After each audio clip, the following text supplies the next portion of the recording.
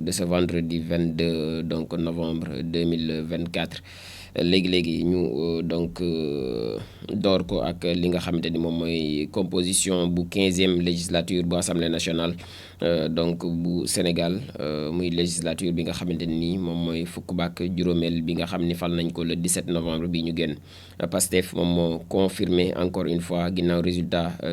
officiel yi nga xamante ni génne nañ ko niki démb son ancrage maanaam remporté na 47 des 54 départements yi nga xamante ni ñoom ñoo composé le Sénégal ñoom waa Pastef ñeent fukk ak juróom-ñaar yi nga xamante ni ñeent fukk ak juróom-ñaar ci ay département ñu daal koy remporté ci juróom fukk ak ñeent yi nga xamante ni ñoom ñoo composé en tout cas le Sénégal ci région donc stratégique bu Dakar. Parti muy capital ba parti donc bu Pastef daan ne assurer une victoire sans partage maanaam séddoowul ak gaañi dara foofee ca Ndakaaru dafa rafle siège fa daal di nekk yëpp la jël li ñaan xuuf ba wala waabale daanaka lépp la daal di Pastef jël ca Dakar ca département bu Dakar mu am fa 7 sièges ca Pikine 5 sièges ca Guédiawaye ñaari sièges donc mu nekk li nga xamante ni moom mooy li fa Pastef am ca Dakar répartition des sièges bi nag ma ñëw ngeen léegi ci détails yi nga xamante ni ñoom ñoo xëy na gën a def ay jéego fële ca assemblée nationale. Pastef comme je l'ai dit moo am 130 députés ñoom coalition bu Pastef ci en tout cas 65 députés yi nga xam ne ñoom ñoo war a composé ci assemblée nationale ñoom 130 yi ñoom ñoo ko daal di gàddu takku wàllu Sénégal daal di bu Macky Sall ak Karim Meïssa Wade ñoom ñoo am 16 de députés bu muy fukk ak juróom-benni député jàmm ak njariñ bu donc Amadou Ba 7 députés sàmm sa kàddu bu Barthélémy Diaz ak Bougane Gueye Dany ak seen gàngoor Anta Babacar Ngom ñetti siège donc muy ñetti député ànd nawle daal di am ñaari député autre sièges yi nga xamante ni yu indépendant lañ yu bokk ci ay coalition ou non donc ñoom it daal dinañu ñëw ku mel ni Thierno Alassane Sall bu coalition Sénégal kese ñoom am nañ benn député Tahirou Sarr nationaliste liste nationaliste yi jël li nu moom am benn député Abdoulaye Sylla donc ànd beesal Sénégal benn député Tafsir Thioye soppi Sénégal am benn député Moustapha Diop farlu am benn député Abdou Karim Sall ànd ci kóolute ngir Sénégal donc moom it am benn député ak Birima Mangara bi nga xam ne mi ngi bokk ci pôle alternatif troisième voie Kiiraay ak Natangué am benn député mu nekk ay résultats provisoires yoo xamante ni daañu ko confirmer prochainement incha allah muy consacré en tout cas émergence d'une nouvelle assemblée émergence aussi d'une assemblée nationale bi nga xamante ni ki ko dominé du kenn ku dul Pastef bu Ousmane Sonko avec une majorité absolue donc parti au pouvoir bi daal dinay disposer des moyens donc nécessaires pour en tout cas mettre en œuvre son programme te instant bi li ñu naan dara gàllankoorootu la am nañ carte blanche fi mu ne nii ndax la ñu laajoon Sénégalais yëpp wàccoon nañ ak moom li ci des nag moom mooy liggéey te wàññi li ñu naan wax tuuti jëf lu bari moom moo ci des jamono ji ndaxte lépp li nga xamante ni laaj nañ ko Sénégalais yi bi ñu laajee président de la République yëkkati nañ président de la République teg seen loxo bi ñu laajee majorité au niveau du Parlement aussi yëkkati nañ ko daat koy teg seen loxo avec la majorité en tout cas tous les moyens qui l'accompagnent. Mu ngoog donc 130 députés lañ mën a jàpp jamono ji pour Pastef yeneen 25 ya wala 35 ya ña ca des daat koy séddoo pàccoo lay daal di mujjee doon mu nekk donc une majorité absolue pour le parti Pastef bu Ousmane Sonko. Ca Kolda lu tolloog nag juróom fukk ak juróom-ñaar ci ay ndaw ci ay tout tànk ñoom dañuy dund ak jàngoro ji di Sida muy VIH Sida ñoom sax ñu ngi leen di topp ci unité de traitement ambulatoire bi nga xamante ni ma nga ca Kolda donc ci région boobule nekk ci sud bi 57 ci ay ndaw ñu ngi dund ak doomu jàngoro jooje di Sida mu nekk nag ñoo xam ne ñu ngi leen topp ci unité de traitement comme ni ma ko waxee léegi ambulatoire ab structure de référence la boo xam ne dafay jël en charge ay nit yoo xamante ni dañoo am doomu jàngoro joojee di Sida. Docteur Thierno Chérif Sy moom mooy coordonnateur régional de la prise en charge du VIH Sida ca Kolda moom daal nay xamle ni sax chiffre yooyu la ci ab caravane de presse bu ñu organisé woon par l'association en tout cas des journalistes en santé ak population ak population et développement di AJSPD ci ak collaboration bu ñu am ak le conseil national de lutte contre le sida lañ ko daal di ameeloon. Donc selon lui le docteur Sy donc UTA boobule moom mooy ba fare ci Kolda mooy unité bi nga xamante ni moom mooy topp xale yi dafay suivre en tout cas actuellement 1824 patients yoo xam ne ñu ngi dund ak doomu jàngoro jooje di sida ñu répartir leen comme suit. ci 1824 yooyu 1394 ay jigéen lañ régulièrement dañ leen di suivre ñoom it 430 yi ay góor lañ 57 yi nekk ay tout tànk notamment ñu nga xamante ni seen at weesuwul ci diggante juróom jàpp fukki at. Donc mu nekk lu doy waar ca diwaan bu Kolda rek ca région bu Kolda rek la loolu xewee. En à croire aussi ci APS ñoom ñoo relayer information boobu ñun nag depuis 2006 unité boobee mi ngi imposé comme une référence donc régionale pour la prise en charge des personnes yi nga xamante ni ñu ngi dund ak doomu jàngoro ji di sida, donc attirant une fréquentation aussi boo xam ni bu importante la ci ñooñu le. Donc muy doomu jàngoro ji di sida donte lutte xeex bi mu ngi gën di en tout cas avancé, mais aussi ñu xam ni mi ngi gën a law comme on dit rek fagaru moo gën faju. Prudence la ñuy laaj ci mbir yooyee. Donc le journaliste beneen di Pape Djibril Fall moom daal dinay ñàkk place am ca assemblée nationale ginnaaw bi ñu leen xamale léegi ne coalition bi mu bokkoon di sàmm sa kàddu ñoom ñetti député rek la ñu am te moom mi ngi woon suma juumul ci 7e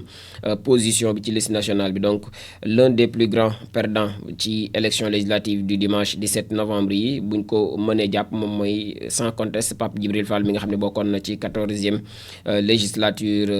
législature bi ñu génn moom ñu investiroon ko bien évidemment à la 7e position ci liste nationale bu coalition sàmm sa kàddu. Moom journaliste bi daal dinay dugg nag avec fracas ci li nga xamante ni moom mooy la scène politique sénégalaise, waaye ñàkk na siège am ca assemblée nationale puisque coalition bi nga xamante ni moom la bokkoon di sàmm sa kàddu dafa te Barthélémy Diaz nekkoon ca bopp ba. En tout cas au niveau national amul lu tolloog 2260 voix mu tolloog 6,13% des suffrages valablement exprimés. Mu nekk nag 3 sièges yoo xamante ni xëy na moom lañ ko daal di may au scrutin proportionnel et 0 dans les départements. Moom mii di sàmm sa kàddu ainsi Barthélémy Diaz, Anta Babacar Ngom ak Cheikh Tidiane Youm bu PUR ñoom ñooy siéger pour sàmm sa kàddu fële ci assemblée nationale. ñoom ñooy ñetti députés yi nga xamante ni ñoom ñoo daal di génn ci liste yooyu la. Même en cas de révocation bu mandat actuel bi bu maire bu Dakar bi, donc nga xam ni peut-être mënees nañ ko radier ci liste électorale yi pour 5 ans si le ministre de la justice en tout cas sàkku na l'application de la peine définitive ci ñaari at yu prison dont 6 mois ferme ci mbirum Ndiaga Diouf muy nervi bi nga xamante ni bu PDS lañ ko jàppe woon dañ ko dóoroon bal ci atum 2011 ci kanamu maire bu Mermoz Sacré-Cœur. Journaliste bi di donc Pape Djibril Fall mënul en aucun cas en tout cas jël place am boobee parce que moom ci 7e position bi la ñëwee décidément, donc PDF comme ni ñu koy woowee. Ñu ngi ko doon prédiral en tout cas un avenir radieux en politique, waaye finalement mu ngi noonu. Donc réalité yi daal na koy dab bu baax a baax. Beneen ci mbirum assemblée nationale boobee muy Abdou Mbow mi nga xam ne moom it il est out sauf si la tête de liste bu coalition takku wàllu daal di désister muy Macky Sall wala mu démissionné 9e la ñëw sur la liste nationale de l'intercoalition takku wàllu bu APR moom ak PDS moom mii di Abdou Mbow mu nekkoon vice-président ci ak fàttali bu assemblée nationale bi ñu bu législature bi ñu génn di 14e ba moom du siéger en tout cas ci 15e législature bi sauf bu fekkee Macky Sall dafa daal di démissionné crédité de donc 531 466 voix soit 14,67% des suffrages valablement exprimés ñoom takku wàllu dañoo hérité de 8 sièges au scrutin proportionnel loolu nag moom mooy maître Abdou Mbow 9e position sur la liste moom daanaka bokkul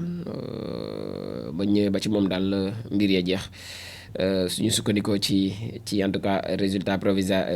provisoire officiel yi nga xam ni jot na génn moom donc vice-président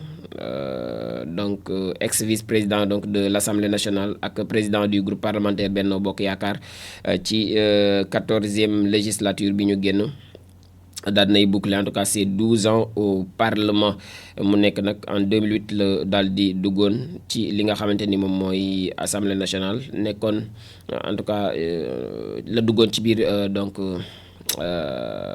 APR nekkoon chargé de mission de Macky Sall alors que donc mu nekkoon président aussi ci jamono jooju moom Macky Sall président de l'Assemblée nationale bawoon ci jamono yi 2008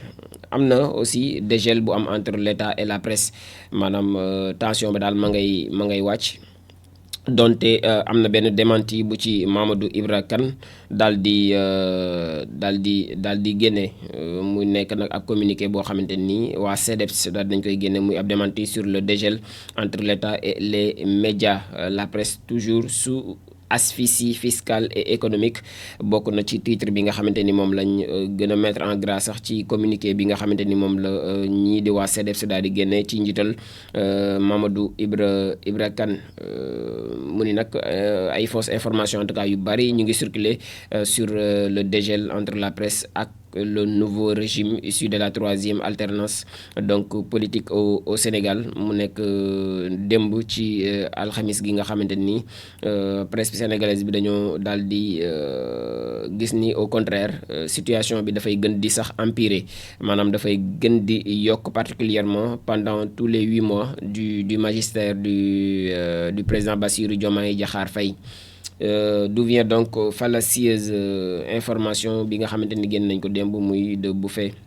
d'oxygène pour la presse ou de dégel entre en tout cas les médias et le nouveau régime moom ñëwaat na ci bu baax a baax ci li nga xamante ni moom mooy lever en tout cas la main levée bi nga xam ne def nañ ko sur les comptes yi nga xamante ni moom la ñu bloqué woon mu tukkee ci DGID donte l'information elle est réelle peut-être aussi effectivité bi moom moo amagul mais Mamadou Ibra Kane a tenu en tout cas à démentir ci loolu le moom communiqué bi yaakaar naa ni mu ngi ci site yëpp jamono ji di circuler jeexal ko xëy na ak la justice internationale di la cour pénale internationale bi nga xamante ni dañoo émettre benn mandat d'arrêt contre Netanyahou Gallant et ki nga xamante ni mooy la cour pénale internationale di CPI ni ki démb ci alxamis gi dañoo daal di en tout cas émettre benn mandat d'arrêt contre le premier ministre israélien Benjamin Netanyahou son ancien ministre aussi de la défense muy Yoav Gallant ak ki nga xamante ni mooy le chef de la branche armée du Hamas muy Mohamed Deif pour des crimes de guerre ak crimes contre l'humanité ñoom loolu lañ leen di toppee donc annonce bi daal nañ koy jaarale ci ab communiqué de la chambre préliminaire bu CPI ba noppi daal koy rendre public le même jour ca Haye donc aux Pays-Bas chambre boobule daal nay aussi émettre des mandats d'arrêt contre 2 individus muy ñaar di monsieur Benjamin donc ñu naan ko Benjamin Netanyahou ak monsieur Yoav Gallant pour crime contre l'humanité et crime de guerre commis au moins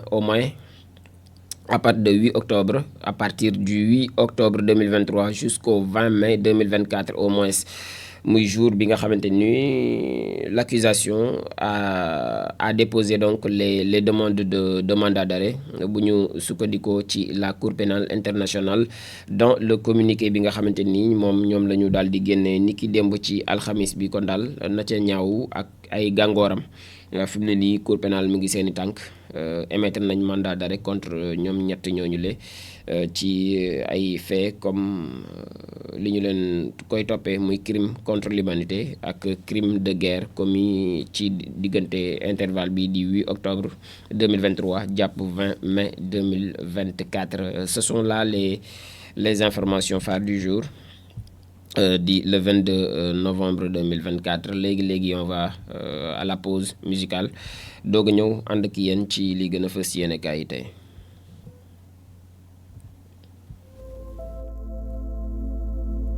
Mboro FM. C'est plus.